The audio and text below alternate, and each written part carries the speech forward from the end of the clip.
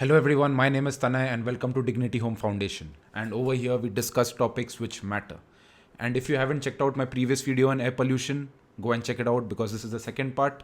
And we are going to cover other aspects over here like the stuff we don't talk about air pollution, the reasons for air pollution, like which we rarely discuss, and the solutions to it, and why ultimately we don't care, even after knowing everything. Now, we spoke about various reasons why air pollution happens, like industrial emissions, burning of fossil fuels, cars, bikes, whatever. But there are two other things we never talk about, that is corruption and neglect. For an example, let's take PUC certificate, that's pollution under control certificate, which our vehicles get. So there are these authorized centers across various petrol pumps all over India where they give you a PUC certificate. So that certificate certifies that your emissions from your vehicle is below the limit. So there are so many instances in our life we come across where the person who is checking doesn't even check your vehicle and just gives you the certificate. Or we even don't care and don't tell that person to, do the whole procedure properly and give the certificate, then only give the certificate. We also just let it slide. So who is to blame here? We can't just blame the government, even we are equally responsible for it. Like vehicles are literally leaving emissions like these and they have a valid PUC certificate. Like, why don't we replace this with oxygen then? Take a deep breath, go next to those cars, breathe it in. So we need to change ourselves first rather than changing the system, and hopefully we changing ourselves in the future might change the system. Hopefully. That's never guaranteed because system is way more rigid than us, or probably even we are very rigid. Now there is no data on industrial air pollution. This is the thing with India actually, data ही नहीं तो argument किस बात की? You literally can't argue when there is no data, right? So this strategy is the best strategy for the government. Data लाना ही चाहिए ही नहीं data. How will you argue then? In February 2020, Government of India proposed to set up around 4,245 online continuous emissions monitoring system, OCEMS. And by the next month, mid-March, that number already came down to 3,700. So these devices actually measure emissions from industries, let it be water or air, and it gives you real-time data of how much pollutants are being left into the environment. So within 1 month, already from 4,245, it came down to 3,700. And they were supposed to be set up in all the states and union territories of India. Out of the 28 states and 8 union territories of India, CEMS links for 18 states and 1 union territory were provided in the Rajya Sabha reply of the Ministry of Environment. Of these states and union territories, only 7 were found to have real-time CEMS data, which could be used by the public to understand the type and degree of air pollution emissions from the industries located in their areas. And this system also lacks a lot of transparency and consistency. For example, let's take the US. Over their Environmental Protection Agency, they make all these industrial emissions data publicly available to the people to see. Even if you go to see European Environmental Agency, they have industrial pollution data for more than 34,000 facilities over 33 countries of the European Union. So these are the best practices like the US and the European Union is doing. But अपना भाई जो है उसको भी कम कर दो. Just bring it down, and then which are there also na, those also they aren't functional properly and you don't know their data. So I don't know why was it even established. Now another part is politics. Now if you take the example of Delhi, there is always a lot of finger pointing between other parties. So the central government is there, that's BJP. Then the Delhi government is there, that is Aam Aadmi Party. And then there is Punjab government, that is Congress. All of them are just busy pointing fingers at each other. Central government, BJP tells that Aam Aadmi Party isn't doing anything. Aam Aadmi Party says that BJP isn't doing anything. And pollution is coming from Punjab due to stubble burning. While that statement is true, 40% of the air pollution in Delhi is because of these stubble burning which happens in Punjab. But the rest 60% is still from Delhi. Vehicle emissions from Delhi and the industrial pollution there. So I get it that 40% is there, but 60% is here, right? But you still want to just point fingers. So all of these parties will just keep pointing fingers at each other, and the common people are the ones who will ultimately suffer. Now there are other parts why pollution in industries happens a lot, like either implementation of the laws isn't done properly, or the laws are only not framed properly. Then officers take bribes even though the industry is polluting like insane. Ultimately, they are just given bribes and they get the certificate. So there are various loopholes in this system which leads to a lot of air pollution.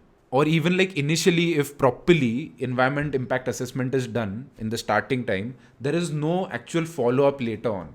So initially तो कर दिया ना, मतलब formality हो गई, उसके बाद क्यों देखना है? We trust the industries will do their job. Stop doubting them. Then even the pollution control board's autonomy, like they have all the right to do whatever they want, but that's on paper. But in practicality, there's a lot of political influence over these pollution control boards, let it be state pollution control boards or central pollution control boards.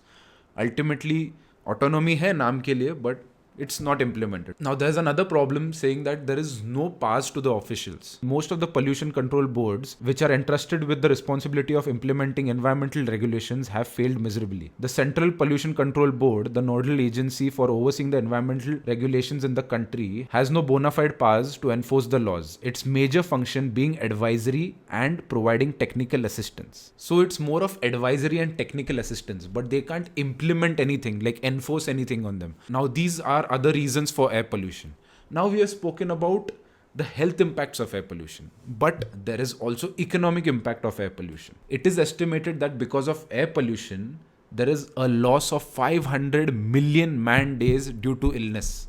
मतलब so many days are lost of humans because they are ill, and that accounts to 500 million man days. Air pollution from burning fossil fuels costs 5.4% of India's GDP. Total per capita government spending has nearly doubled from 2015 to 2020. It was approximately 1008 in 2015 and now it has come to 1944 in 2020. The overall economic cost due to air pollution is approximately 7% of India's GDP or 14 lakh crores, which is almost twice the fiscal deficit of our nation. So economically also air pollution has that bad an impact. Now let's come to the solution. We have heard everything about the problem, but then comes the solution.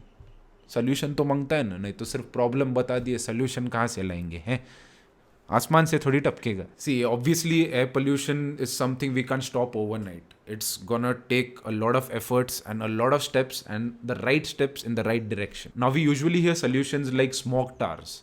You know, big smoke towers you'll build that will absorb all this pollution. But smoke towers actually don't have any impact on air pollution. Smoke towers are mostly used by politicians to show that they are doing something about air pollution, but in reality, it actually doesn't help. They might work in closed spaces or like a subway or near a power plant or near some industry, like in some closed spaces, but outside anywhere it's ineffective. Now in Delhi, a mini smog tower was established by Gautam Gambhir, which costs around 7 lakhs. And 2 others were established in other places. Now, if Delhi was supposed to clean its air through these mini towers, they will require approximately 5 million of such towers in order to make the pollution of Delhi go away. And that will cost around 3.5 trillion rupees.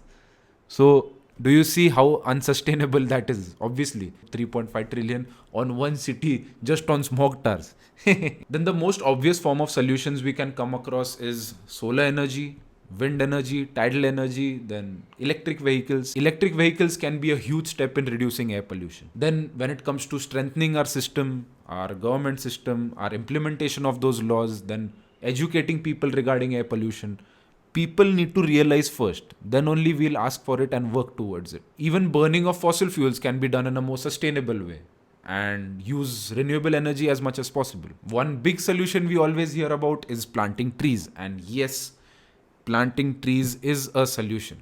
In fact, where most polluted cities, if you plant it in the right place, it can contain those pollution within that pocket. Now let's take an example where we want to buy a packet of milk, which is like a kilometer away, max a kilometer away. We immediately remove our vehicle and go there because we are lazy as shit. A recent USDA survey found that in 88% of US households, People hop in their car to buy groceries, driving an average of 4 miles to the preferred store. All these car trips result in carbon pollution. Over 17 million metric tons of carbon dioxide come from car tailpipes just from driving back and forth to the grocery store. Can you imagine this much amount of carbon dioxide just because of our laziness? Like we save on like half an hour of time. In that half an hour के time में I don't know what do they उखाड़ो in life. मतलब बहुत बड़े आदमी बन गए. In India also we all have done it. Everyone, almost everyone has done this. So we should restrict ourselves to cycling or walking as much as possible. So we spoke about the harmful effects of diesel vehicles on humans. Then there are countries which are now banning diesel vehicles like India, France, Germany, United Kingdom, Norway, China, Japan, Brussels and Taiwan. Like we know the problems, we know how it happens, we know the solutions, but we kind of still don't care. But why? Now, if you take the Google search ka trends in order to understand the interest of people in air pollution, it is more of a November interest. As you can see in the chart over here, only in November we are interested in air pollution. Other times we don't care at all. So right now this video is being made in February. मतलब least zero interest in air pollution. Because other than November, the pollution doesn't exist only. It's just in November. You don't get it. That's why this is how it works. Now let's get to the psychological aspect on why don't we care about air pollution. First thing is we have too many other problems to look at. Air pollution कब देखेंगे? Life ही इतना problem है. You want me to worry about one more thing? Air pollution. कुछ काम धंधा we don't have what? Then we focus on immediate problems like air pollution has a long-term effect. But problems which we have in hand right now, we tend to look at that rather than which is coming ahead for the future generation. Doesn't matter. Then we are disconnected from our environment. What all is happening around, everything. We are so involved in our own problems, so we ultimately don't care of what's happening outside. Then we have knowledge deficit. We don't really know how bad the problem is, how much that impact it's having on the environment and on our health. We don't know it properly. So that also creates that gap and we ultimately don't care. We think it might be a very small problem, which it isn't. Then we engage in faulty thinking. Like if I stopped using my car or bike, that's not going to change the world's pollution. Me doing something is not really going to help. So if the way you think, everyone starts thinking like that, then the problem to जाने ही नहीं वाला है, वैसे ही रहने वाला है. So if every person starts taking an initiative, then it's going to help. And one more thing we must remember is that we can't expect the government to do something about air pollution if we ourselves don't care about it and don't take steps to resolve it. Politics is more of vote bank. So if we start demanding that, we want air pollution to be the prime focus in this upcoming election, that's the time governments will actually start to function in that direction. Unless it's never a topic within us, then government is never going to care. Because they aren't there to do social service. They are here to stay in power. Now, what if pollution stops tomorrow? Now, let's take an example of the COVID-19 lockdown. When the COVID-19 lockdown happened, there was drop of air pollution to another extent. As you can see in the pictures over here, visually you could see the difference between the previous year and this year. That huge a difference it made. Apart from the visual representation, you could actually see a drop in PM 2.5 particles in northern India. As you can see in the graph over here. As you can see in the chart over here, in China, PM 2.5 nitrate particles fell over the course of 2 months. And how big a difference did it made after the lockdown in China? A study done in China from February to March, approximately 24,200 premature deaths were avoided in China due to PM 2.5 particles. So as you can see with the above examples, if air pollution stops, it can have such a huge impact on our environment and on our health. But obviously that is not how it's going to function. But slowly, steps in the right direction will ultimately help us. I hope I have cleared everything out for you and didn't bore you a lot with a lot of facts. But that's it. That's about it. Make sure you stay subscribed to this channel for more updates. I'll keep posting more and more. If you all have any suggestions, let me know in the comments. I'll try to make a video on that too. Thank you.